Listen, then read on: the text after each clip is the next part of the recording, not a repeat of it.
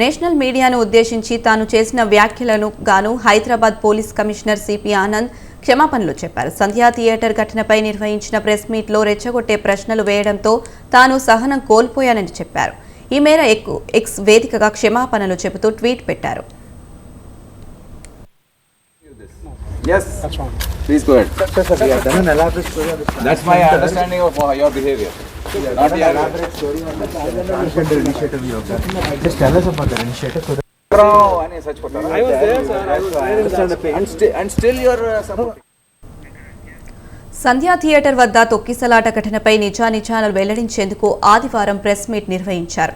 ఈ నేపథ్యంలో ఆ రోజు థియేటర్ వద్ద ఏం జరిగిందో తెలిపే వీడియోలను ప్రదర్శించారు. ఈ సందర్భంగా మీడియా అడిగిన ప్రశ్నలకు ఆయన సమాధానాలిచ్చారు.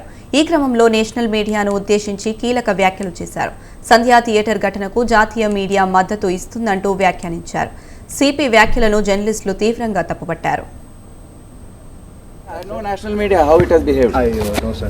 All bought We over. have done an elaborate Totally bought story. over. No. Huh? Absolutely. No shame. Bought over. I am telling you this. Yes. That's wrong. Please go ahead.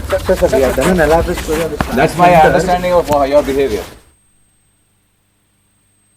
ఈ నేపథ్యంలో తన వ్యాఖ్యలను వెనక్కి తీసుకుంటున్నట్లు ఆయన ఎక్స్లో పోస్ట్ పెట్టారు. రెచ్చగొట్టే ప్రశ్నలు వేయడంతో సహనం కోల్పోయినట్లు వివరణించారు. ఆ సమయంలో తాను కాస్త సమయం పాటించాల్సిందన్నారు.